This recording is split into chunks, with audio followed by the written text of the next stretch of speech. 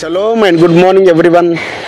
నా ఆత్మీయులైన అన్నలకు, అక్కలకు, తమ్ములకు, చెల్లెమ్మలకు, యవనస్తుల బిడ్డలందరికీ, చిన్న బిడ్డలకు ఉదయకాల శుభవందనములు. అనుదిన కృపావాక్యము ద్వారా మీరు బలపరచబడుతున్నారు, దీవించబడుతున్నారు, ఆశీర్వదించబడుతున్నారు. దీని గురించి ఆసక్తితో ఎదురు చూస్తున్నారు కూడా. ఇది నా కృపావాక్యము చూసుకుందాము.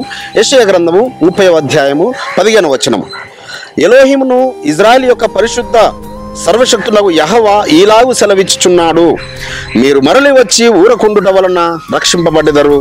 మీరు ఊరకుండి నమ్ముకొనుట వలన మీకు బలము కలుగును. మీరు ఊరకుండి నమ్ముకోవడం వలన బలము పొందుకుంటారని ఇజ్రాయిల్తో పరలోకపు తండ్రి తెలియపరుస్తున్నాడు.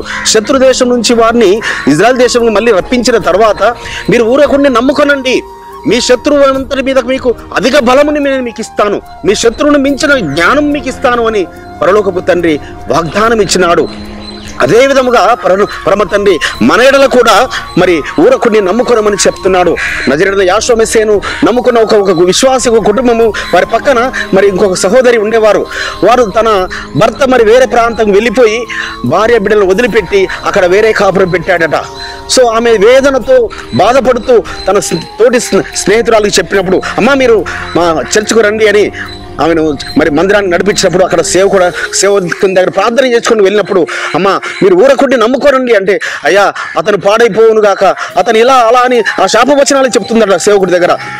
అమ్మ అతను చేసిన చెడు కంటే, అతను చేసిన మరి దుర్మార్గం కన్నా నీ మాటల ద్వారా అతను ఇంకా అపవాది చెరకు అప్పగించబడుతున్నాడు. కాబట్టి కొన్ని మార్లు అపవాది చెరలోకి మనమే మన కుటుంబాలను అప్పగించుకుంటుంటాం. అపవాది ఎవరిని మింగుదునని చూస్తున్నాడు. మనం విశ్వాసం ఉంచకుండా, ఆయన యందు నమ్మకం ఉంచకుండా, ఆయన మార్గంలో నడవకుండా అపవాది అనేక కుట్రలు పన్నుతుంటాడు పరిశుద్ధులారా. అయితే అమ్మ నువ్వు విశ్వాసం ఉంచుము, నువ్వు ఊరకుండి నమ్ముకో, నీ భర్తని తిరిగి నీ యొద్దకు వస్తాడని ఆ సేవకుడు చెప్పాడట. ఆమె ఆ దినము నుంచి ఆమె మోకరిల్లి విశ్వాసముతో ప్రార్థన చేస్తూ వచ్చిందట. ఆ ప్రార్థనలు పరలోకపు తండ్రి ఆలకించి మరి 6 నెలలు తిరగకుండానే, అప్పటికి 3 సంవత్సరాల పైన అయిపోయింది అతను వెళ్ళిపోయి, 6 నెలలు తిరగకుండానే మళ్ళీ తన భార్య బిడ్డలు వెతుక్కుంటూ ఆ భర్త వచ్చాడట. సో దేనివల్ల జరిగింది?